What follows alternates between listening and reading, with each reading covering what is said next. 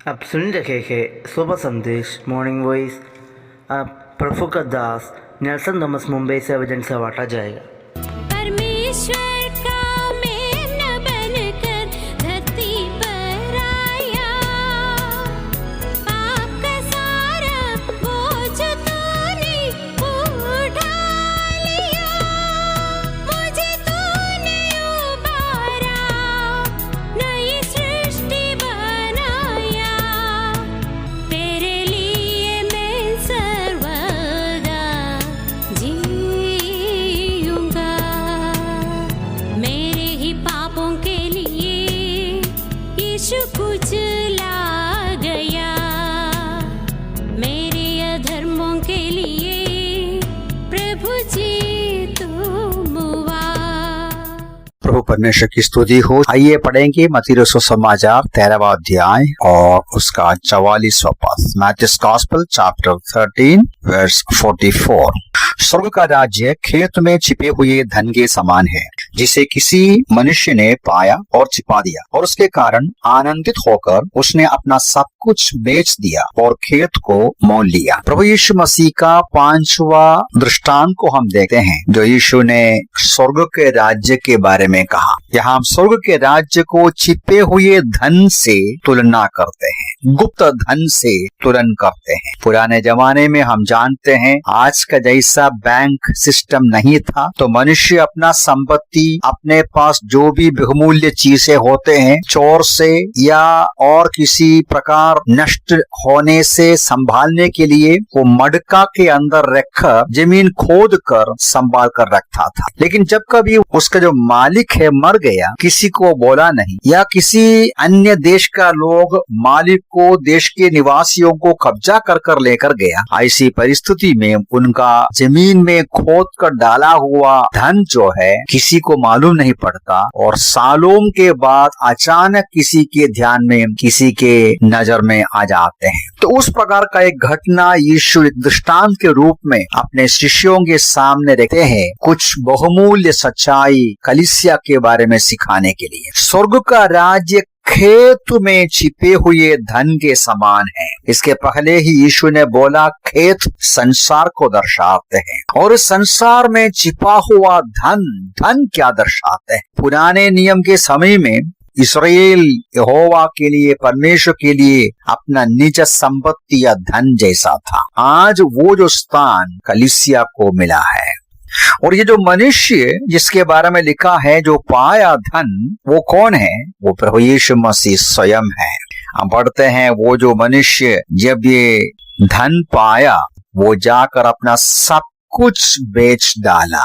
वो यीशु मसीह का बलिदान को दिखाता है, और बेचकर इस खेत को खरीदा। यहाँ से 3 बातों पर हम ध्यान देंगे जल्दी। पहली बात यह है, आज परमेश्वर किस प्रकार कलीसिया को बहुमूल्य देखते हैं, मूल्यवान देखते हैं। हम लोग पढ़ते हैं मरकुस का सुसमाचार उसका 8:36 में यीशु मसीह ने बोला, यदि एक मनुष्य सारे जगत को प्राप्त करे और अपना आत्मा का हानि उठाए, अपना प्राण का हानि उठाए, क्या लाभ? मतलब एक मनुष्य का आत्मा सारे संसार का वैल्यू से, कीमत से बड़ा है। प्यारो, परमेश्वर हमको मूल्य देता है, मनुष्य हमें मूल्य नहीं देता है। दुख की बात है, आज जानवर को जो मूल्य है वो मूल्य भी आज मनुष्य इंसान को नहीं देते हैं। लेकिन परमेश्वर हमारा सृष्टिकर्ता एक एक आत्मा, एक एक मनुष्यों को मूल्य देता है। पहला पत्रस 2:9 में हम इस प्रकार पढ़ते हैं, कलीसिया के बारे में लिखा है, कलीसिया का बहुमूल्य स्थान के बारे में कहते हैं। तुम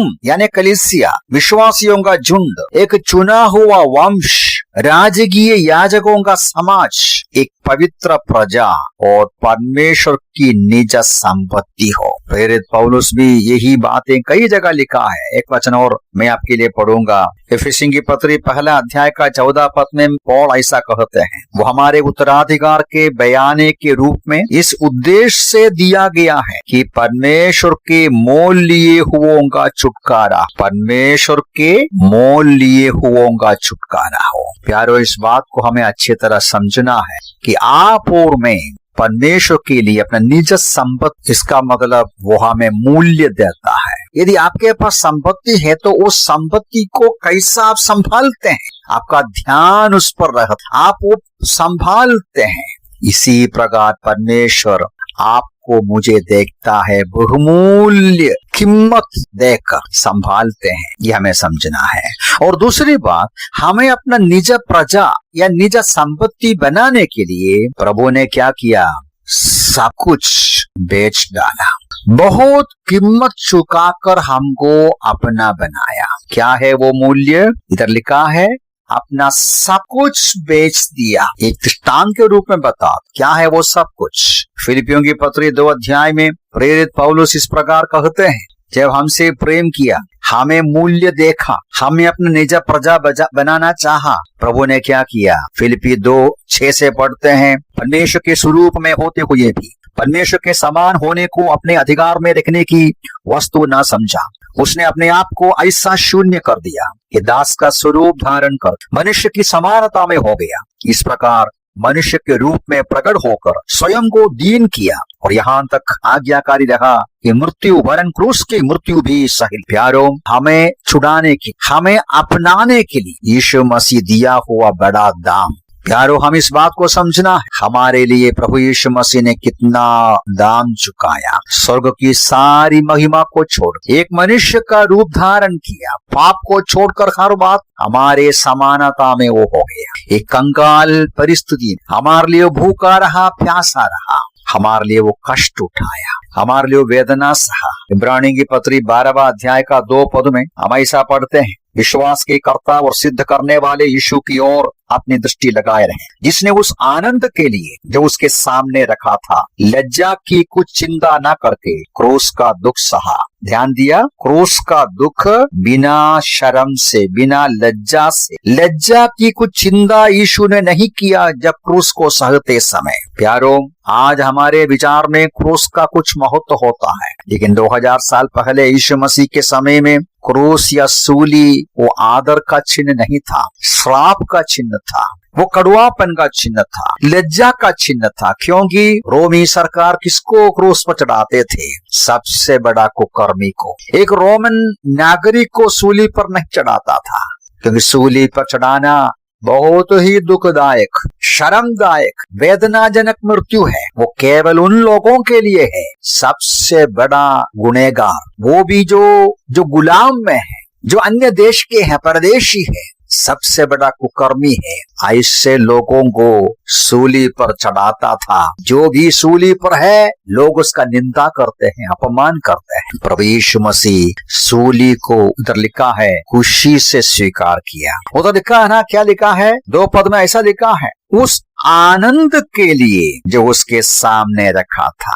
वो आनंद कौन है, वो ही हम मत्ती 13 में भी पढ़ा, दृष्टांत में। वो जो आदमी ने धन छिपा हुआ देखा, आनंदित होकर जाकर अपना सारा संपत्ति बेच डाला।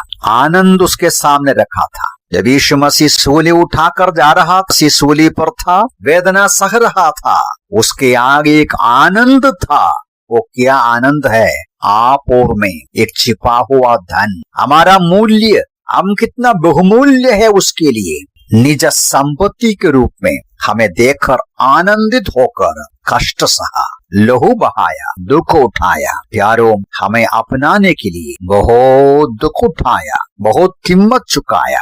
हम कितना धन्यवादी रहना चाहिए। गलतियों की पत्री 2 अध्याय का 20वां पद में संत पौलुस ऐसा कहता है, मैं मसीह के साथ क्रूस पर चढ़ाया गया, अब मैं जीवित नहीं रहा, परंतु मसीह मुझ में जीवित है, और अब मैं जो शरीर में जीवित हूँ तो केवल उस विश्वास से जीवित हूँ जो परमेश्वर के पुत्र पर है, जिसने मुझसे प्रेम किया और मेरे लिए अपने आप को दे दिया, मेरे लिए अपने आप दे दिया। दूसरे शब्दों में संत पौलुस कहते हैं, मैं आगे को यीशु मसीह के लिए जीऊंगा, जिसने मेरे लिए अपने आप को दे दिया। ये हमारा भी गवाही होना चाहिए, हमारा भी निर्णय होना चाहिए। हमें अपनाने के लिए बहुत बड़ा कीमत चुकाया। और तीसरी और अंतिम बात यह है कि हम प्रभु के हैं, जिसने हमें खरीदा है। देखिए प्यारों, हम प्रभु के हैं, हम प्रभु के निज प्रजा हैं, हम प्रभु के निज संपत्ति है। उसने हमें, हमारे लिए अपने आप को दे दिया। इसका परिणाम क्या है? परिणाम ये है, यीशु मसीह ने ही कहा, मैं पढ़ता हूँ आपके लिए वचन, यूहन्ना 15:19 में ऐसा पढ़ते कहते हैं, यदि तुम संसार के होते तो संसार अपनों से प्रेम करता, परंतु इसलिए कि तुम संसार के नहीं हो, क्योंकि मैंने तुम्हें संसार में से चुनकर निकाल लिया है, इसलिए संसार तुमसे घृणा करता है। प्यारो, हम प्रभु के हैं, इसलिए प्रभु के लोगों को संसार घृणा करते हैं। एक वचन और पढ़ता हूँ अंतिम रूप में, यूहन्ना की पत्री उसका 3 अध्याय का पहला पद में ऐसा लिखा है, देखो पिता ने हमें कैसा महान प्रेम प्रदान किया कि हम परमेश्वर की संतान कहलाए, और वही हम हैं। इस कारण संसार हमें नहीं जानता, क्योंकि संसार ने उससे भी नहीं जाना। संसार हमें नहीं जानता। देखिए, हम ऐसा एक संसार पे रहते हैं, हमारे चारों तरफ के लोग यीशु मसीह को नहीं पहचानते हैं, उसको कोई मूल्य देते नहीं है, हमें भी मूल्य नहीं देगा, हमें ध्यान नहीं देगा, हमें नहीं पहचानेगा, हमारा घृणा करेंगे, हमें सताएंगे। ऐसी परिस्थिति कई देश में है, क्योंकि हम प्रभु के हैं, हमें तैयार रहना पड़ेगा। प्यारो, हम इन 3 बातों को हमारे मन में रखिए। प्रभु बोलते हैं, स्वर्ग का राज्य खेत में छिपे हुए धन के समान है। आप और मैं बहुमूल्य है प्रभु के लिए, उसका निज संपत्ति है। संसार हमें घृणा करेगा, हमें मूल्य नहीं देगा, लेकिन प्रभु का नजर हमारे ऊपर है, हमारे ऊपर ध्यान देता है, हमें संभालेंगे, हमें संभालते हैं। लेकिन इस बात को मन में पक्का करना, क्या मैं प्रभु का हूँ? क्या मैं सचमुच में उद्धार पाकर, नया जन्म पाकर, प्रभु यीशु मसीह का लहू से खरीदा हुआ प्रभु का निज संपत्ति है? इस बात को पक्का करके संसार में एक अलगापन का जीवन बिताकर प्रभु के लिए जीवन बिताने के लिए प्रभु इन वचनों से सहायता करें। प्रभु के नाम